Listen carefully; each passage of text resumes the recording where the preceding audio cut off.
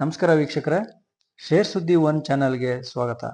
ಇವತ್ತು ನಾನು ಶ್ರೀಮಂತರಾಗೋಕೆ ಏನು ಮಾಡಬೇಕು ಅಂತ ಹೇಳಕ್ ಬಂದಿದ್ದೀನಿ. ಇದನ್ನ ಹೇಳೋದಕ್ಕೂ ಮುಂಚೆ ಇನ್ನು ಯಾರ್ಯಾರು ನಮ್ಮ ಚಾನಲ್ಗೆ ಸಬ್ಸ್ಕ್ರೈಬ್ ಆಗಿಲ್ವೋ ಅವರೆಲ್ಲ ಸಬ್ಸ್ಕ್ರೈಬ್ ಮಾಡ್ಕೊಳ್ಳಿ. ನಮ್ಮೆಲ್ಲರಿಗೂ ಒಂದು ಥಾಟ್ ಬಂದೇ ಇರುತ್ತೆ. ಅದೇನಂದ್ರೆ ಶ್ರೀಮಂತರು ಹೆಂಗ್ ದುಡ್ಡು ಮಾಡ್ತಾರೆ ಅಂತ. ಒಬ್ಬ ರೈತ ಹೇಗೆ ಒಂದು ಇಡೀ ಧಾನ್ಯನ ಭೂಮಿಲಿ ಚೆಲ್ಲಿ ಅದನ್ನ ದೊಡ್ಡ ರಾಶಿ ಆಗೋ ಹಾಗೆ ಮಾಡ್ತಾನೋ, ಹಾಗೆ ಬುದ್ಧಿವಂತ ವ್ಯಕ್ತಿ ಒಂದು ಹಿಡಿಯಷ್ಟು ಹಣನ ಸ್ಟಾಕ್ ಮಾರ್ಕೆಟ್ ಅಲ್ಲಿ ಇನ್ವೆಸ್ಟ್ ಮಾಡಿ ದುಡ್ಡನ್ನ ಬೆಳೆಸ್ತಾನೆ, ಹೀಗೆ ಶ್ರೀಮಂತ ಆಗ್ತಾನೆ. ಇವರು ಏನ್ ಮಾಡ್ತಾರೆ ಅಂದ್ರೆ ಇನ್ವೆಸ್ಟ್ ಮಾಡಿ ಅದರಿಂದ ಬಂದ ಲಾಭದಿಂದ ಅವರ ಅಗತ್ಯತೆಗಳನ್ನು ಪೂರೈಸ್ಕೋತಾರೆ. ಆದ್ರೆ ನಮ್ಮಂತ ಮಿಡ್ಲ್ ಕ್ಲಾಸ್ನವರು ಏನ್ ಮಾಡ್ತೀವಿ ಅಂದ್ರೆ ನಮ್ಗೆ ಬರೋ ಸಂಬಳ ಅಥವಾ ಆದಾಯದಲ್ಲಿ ಅದಕ್ಕಿಂತ ಹೆಚ್ಚಿಗೆ ಕಮಿಟ್ಮೆಂಟ್ಗಳನ್ನ ಮಾಡ್ಕೋತೀವಿ. ಉದಾಹರಣೆಗೆ, ಒಬ್ಬ ವ್ಯಕ್ತಿ 30,000 ಸಂಬಳ ಬರ್ತಿದೆ ಅಂತಂದ್ರೆ ಆ ವ್ಯಕ್ತಿ 30,000ಕ್ಕಿಂತ ಹೆಚ್ಚು ಕಮಿಟ್ಮೆಂಟ್ ಇಟ್ಕೊಂಡಿರ್ತಾನೆ. ಆ ಬಾಕಿ ಹಣ ಸಾಲ ಮಾಡ್ತಾನೆ, ಆ ಹಣಕ್ಕೆ ಮತ್ತೆ ಸಾಲ. ಹೀಗೆ ಇದು ಬಗೆಹರಿದೇ ಇರೋ ಸಮಸ್ಯೆ ಆಗ್ಬಿಡುತ್ತೆ. ಇದೇ ಚಿಕ್ಕ ಸಮಸ್ಯೆ ಮುಂದೆ ದೊಡ್ಡ ಸಮಸ್ಯೆ ಆಗಿ ಅದರಿಂದ ಹೊರಗಡೆ ಬರೋಕೆ ಆಗೋದಿಲ್ಲ, ಅಷ್ಟು ದೊಡ್ಡದಾಗಿ ಬೆಳ್ಕೊಂಡ್ಬಿಡುತ್ತೆ. ಆದಷ್ಟು EMI ಗಳನ್ನ ಕಡಿಮೆ ಮಾಡ್ಕೊಳ್ಳಿ. ಸೇವಿಂಗ್ಸ್ ಅಂತ ಪ್ಲಾನ್ ಮಾಡಿ, ಸೇವ್ ಮಾಡಿರೋ ಹಣನ ಬೆಳೆಯೋ ಕಡೆ ಹಾಕಿ, ಅದರಿಂದ ಇನ್ವೆಸ್ಟ್ ಮಾಡ್ತಾ ಹೋಗಿ. ಶ್ರೀಮಂತರು ಇದನ್ನೇ ಮಾಡೋದು. ದುಡ್ಡಿಂದ ದುಡ್ಡು ಮಾಡೋ ಕಲೆನ ಬೆಳೆಸ್ಕೊಂಡಿರ್ತಾರೆ, ಆಮೇಲೆ ಬೇರೆದ್ರ ಬಗ್ಗೆ ಯೋಚನೆ ಮಾಡ್ತಾರೆ. ಒಬ್ಬ ಮಿಡ್ಲ್ ಕ್ಲಾಸ್ ವ್ಯಕ್ತಿ ಅನಗತ್ಯ ಲಕ್ಸುರಿ ವಸ್ತುಗಳ ಮೇಲೆ ಇನ್ವೆಸ್ಟ್ ಮಾಡೋದನ್ನ ಮೊದಲು ಬಿಡಬೇಕು. ಫಾರ್ ಎಕ್ಸಾಂಪಲ್, ಯಾರೋ ಒಬ್ಬ ವ್ಯಕ್ತಿ ಕಾರ್ ತಗೊಂಡ ಅಂತ ನನಗೂ ಇದನ್ನ ತಗೊಳಕಾಗತ್ತೆ ಅಂತ ತೋರ್ಸೋದಕ್ಕೆ ನಾವು ಕೂಡ EMI ನಲ್ಲಿ ಕಾರ್ ತಗೋಬಿಡ್ತೀವಿ. ಇಲ್ಲಿ ಏನ್ ರಾಂಗ್ ಆಯ್ತು ಅಂದ್ರೆ EMI ನ ಕಟ್ಟಿ ಕಾರ್ನ ನೀವು ಸಾಕ್ತಾ ಇರ್ತೀರಾ, ಅದ್ರ ವ್ಯಾಲ್ಯೂ ಯಾವತ್ತು ಅಪ್ರಿಸಿಯೇಷನ್ ಆಗಲ್ಲ, ಅಂದ್ರೆ ಅದ್ರ ವ್ಯಾಲ್ಯೂ ಬೆಳೆಯಲ್ಲ, ಬದ್ಲಿಗೆ ಇಳಿಯುತ್ತೆ, ವರ್ಷದಿಂದ ವರ್ಷಕ್ಕೆ ಕಡಿಮೆ ಆಗ್ತಾ ಹೋಗುತ್ತೆ. ಅದೇ ಕಾರ್ EMI ಕಟ್ಟೋ ಬದಲು ಇನ್ವೆಸ್ಟ್ಗೆ SIP ಮಾಡ್ತಾ ಹೋದ್ರೆ ಅದು ನಿಮ್ಮನ್ನ ಕಾಯುತ್ತೆ, ಅದು ದಿನದಿಂದ ದಿನಕ್ಕೆ ಅಪ್ರಿಸಿಯೇಷನ್ ಆಗುತ್ತೆ, ಬೆಳೆಯುತ್ತಾ ಹೋಗುತ್ತೆ. ಕಾರ್ ಅಥವಾ ಯಾವುದೇ ಲಕ್ಸುರಿ ಐಟಮ್ಸ್ ತಗೊಳ್ಳೋದು ತಪ್ಪು ಅಂತ ನಾನು ಹೇಳ್ತಾ ಇಲ್ಲ. ಯಾವುದೇ ವಸ್ತುಗಳನ್ನ ಕೊಳ್ಳೋಕು ಮುಂಚೆ ಪ್ಲಾನ್ ಮಾಡಿ ಒಂದಷ್ಟು ಹಣನ ಇನ್ವೆಸ್ಟ್ ಮಾಡಿ, ಅದು ಕೊಟ್ಟ ರಿಟರ್ನ್ಸ್ ನ ಅಥವಾ ಲಾಭದಿಂದ ನಿಮ್ಗೆ ಬೇಕಾಗಿರೋದನ್ನ ಕೊಂಡ್ಕೊಳ್ಳಿ. ಹೀಗೆ ಪ್ಲಾನ್ ಮಾಡ್ಕೊಂಡ್ರೆ ಲೈಫ್ ಕರೆಕ್ಟ್ ಆಗಿ ಒಂದು ಟ್ರ್ಯಾಕ್ ಅಲ್ಲಿ ಹೋಗ್ತಾ ಇರುತ್ತೆ.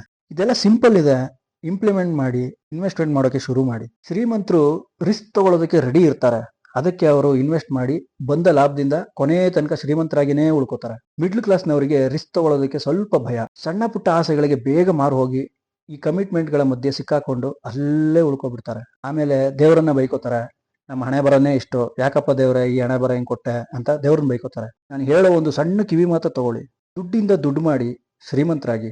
ಸೇವಿಂಗ್ಸ್ ಮಾಡೋ ಕಲೆನ ಬೆಳೆಸ್ಕೊಳ್ಳಿ. ಪ್ರಪಂಚದ ಅತಿ ದೊಡ್ಡ ಇನ್ವೆಸ್ಟರ್ ವಾರನ್ ಬಫೆಟ್ ಅವರು ರಿಸ್ಕ್ ಬಗ್ಗೆ ಒಂದು ಮಾತು ಹೇಳ್ತಾರೆ, risk comes from not knowing what you are doing. ಅಂದ್ರೆ ರಿಸ್ಕ್ ಹೇಗೆ ಬರುತ್ತೆ ಅಂದ್ರೆ ಏನ್ ಮಾಡ್ತಾ ಇದೀವಿ ಅಂತ ನಮ್ಗೆ ಗೊತ್ತಿಲ್ಲದೆ ಮಾಡಿದಾಗ ರಿಸ್ಕ್ ಬರುತ್ತೆ. ನೋಡಿ, ನಮ್ಗೆ ಗೊತ್ತು ಬಸ್ ಅಥವಾ ಬೈಕ್ ನಲ್ಲಿ ಜರ್ನಿ ಮಾಡಿದ್ರೆ ಏನಾದ್ರೂ ಅನಾಹುತ ಆಗುವ ಸಾಧ್ಯತೆ ಇರುತ್ತೆ, ಆದ್ರೂ ನಾವು ಅದನ್ನ ಹ್ಯಾಂಡ್ಲ್ ಮಾಡೋದನ್ನ ಕಲ್ತ್ಕೊಂಡು ಹ್ಯಾಂಡ್ಲ್ ಮಾಡ್ತೀವಿ. ಹಾಗೆ ಶ್ರೀಮಂತರು ಕೂಡ ರಿಸ್ಕ್ ತಗೊಳ್ಳೋ ಮುಂಚೆ ಅದನ್ನ ಹ್ಯಾಂಡ್ಲ್ ಮಾಡೋದನ್ನ ಕಲ್ತಿರ್ತಾರೆ. ಕಲ್ತ್ರೆ ರಿಸ್ಕ್ ಮ್ಯಾನೇಜ್ಮೆಂಟ್ ಕೂಡ ಈಸಿ. ಅದಕ್ಕೆ ನಾನು ಹೇಳ್ತಾ ಇರೋದು, ಇನ್ವೆಸ್ಟ್ಮೆಂಟ್ ಸ್ಟಾರ್ಟ್ ಮಾಡಿ ಅಂತ. ಯಾವ್ದ್ರ ಮೇಲೆ ಅಂತಂದ್ರೆ ಯಾವ್ದು ನಿಮ್ಗೆ ಅಸೆಟ್ ಆಗುತ್ತೋ ಅದ್ರ ಮೇಲೆ ಹಣ ಹಾಕಿ, ಈ ಲಯಬಿಲಿಟೀಸ್ ಗಳ ಮೇಲೆ ಹಣ ಹಾಕ್ಬೇಡಿ. ಎರಡು ಎಮೋಷನ್ಸ್ ನಮ್ ಲೈಫ್ ನ ತುಂಬಾನೇ ಕಂಟ್ರೋಲ್ ಮಾಡ್ತವೆ, ಒಂದು ಗ್ರೀಡ್ ಮತ್ತೊಂದು ಫಿಯರ್. ಗ್ರೀಡ್ ಅಂತಂದ್ರೆ ಅತಿ ಆಸೆ, ಫಿಯರ್ ಅಂದ್ರೆ ಭಯ. ಇವೆರಡನ್ನು ಕಂಟ್ರೋಲ್ ಅಲ್ಲಿ ಇಟ್ಕೊಂಡ್ರೆ ಏನ್ ಬೇಕಿದ್ರು ಸಾಧನೆ ಮಾಡ್ಬೋದು. ಮಿಡ್ಲ್ ಕ್ಲಾಸ್ ಪೀಪಲ್ ಕೆಲವೊಬ್ರನ್ನ ನೋಡಿದ್ದೀನಿ, ಅವರು ಹೇಗೆ ಹೇಳ್ತಾರೆ ಅಂದ್ರೆ ದುಡ್ಡು ಅಷ್ಟೊಂದು ಇಂಪಾರ್ಟೆಂಟ್ ಅಲ್ಲ ಅಂತಾರೆ, ಆದ್ರೆ ಅವರೇ ದುಡ್ಡಿಗೋಸ್ಕರ ಹಗಲು ರಾತ್ರಿ ಕಷ್ಟಪಡ್ತಾ ಇರ್ತಾರೆ. ಅದ್ರಲ್ಲೇ ಗೊತ್ತಾಗುತ್ತೆ ಯಾವ್ದು ಇಂಪಾರ್ಟೆಂಟ್ ಅಂತ. ದುಡ್ಡೇ ಎಲ್ಲ ಅಲ್ಲ, ಆದ್ರೆ ದುಡ್ಡು ಎಲ್ಲದಕ್ಕೂ ಅವಶ್ಯಕತೆ ಇದೆ. ಆ ದುಡ್ಡು ಮಾಡೋ ಕಲೆನ ಬೆಳೆಸ್ಕೊಂಡು ದುಡ್ಡಿಂದ ದುಡ್ಡು ಮಾಡಿ. ರಿಚ್ ಪೀಪಲ್ ಕೊನೆ ತನಕ ರಿಚ್ ಆಗೇ ಇರ್ತಾರೆ. ಫಾರ್ ಎಕ್ಸಾಂಪಲ್, ಅವ್ರ ಹತ್ರ 1,000 ಇತ್ತು ಅಂತಂದ್ರೆ ಅದನ್ನ ಇನ್ವೆಸ್ಟ್ ಮಾಡಿ 1,500 ಮಾಡ್ತಾರೆ. ಅದ್ರಿಂದ 200 ರೂಪಾಯಿಯಷ್ಟು ಖರ್ಚು ಮಾಡಿ ಬಾಕಿ 1,300 ರೂಪಾಯಿನ ಮತ್ತೆ ಇನ್ವೆಸ್ಟ್ ಮಾಡ್ತಾರೆ. ನಮ್ಮಂತ ಮಿಡ್ಲ್ ಕ್ಲಾಸ್ ಪೀಪಲ್ಸ್ ಏನ್ ಮಾಡ್ತೀವಿ ಅಂತಂದ್ರೆ 1,000 ದುಡ್ಡಿದ್ರೆ 1,000ಕ್ಕಿಂತ ಹೆಚ್ಚು ಅಗತ್ಯತೆಗಳನ್ನು ಇಟ್ಕೊಂಡಿರ್ತೀವಿ. ಆ 1,000 ಜೊತೆಗೆ 200 ರೂಪಾಯಿ ಜಾಸ್ತಿನ ಖರ್ಚು ಮಾಡಿರ್ತೀವಿ. ಇನ್ನೆಲ್ಲಿ ಇನ್ವೆಸ್ಟ್ ಮಾಡಕ್ಕಾಗತ್ತೆ? ಇದರಿಂದ ನಾವು ಬೆಳೆಯಲ್ಲ, ನಮ್ ದುಡ್ಡು ಕೂಡ ಬೆಳೆಯಲ್ಲ. ನಾನಿಲ್ಲಿ ಖರ್ಚು ಮಾಡೋದು ತಪ್ಪು ಅಂತ ಹೇಳ್ತಾ ಇಲ್ಲ, ಆ ಖರ್ಚು ಕೂಡ ಸಿಸ್ಟಮ್ಯಾಟಿಕ್ ಆಗಿರ್ಲಿ. ಖರ್ಚು ಮಾಡೋಕೆ ಮುಂಚೆ ಇನ್ವೆಸ್ಟ್ ಮಾಡಿ, ಅದು ಕೊಡೋ ಲಾಭದಿಂದ ಖರ್ಚು ಮಾಡಿದ್ರೆ ದುಡ್ಡನ್ನು ಬೆಳೆಸೋದ್ರ ಜೊತೆಗೆ ನಾವು ಕೂಡ ಬೆಳಿತೀವಿ. ಸೇವಿಂಗ್ಸ್ ಮಾಡೋದನ್ನ ಪೋಸ್ಟ್ ಮಾಡಬೇಡಿ.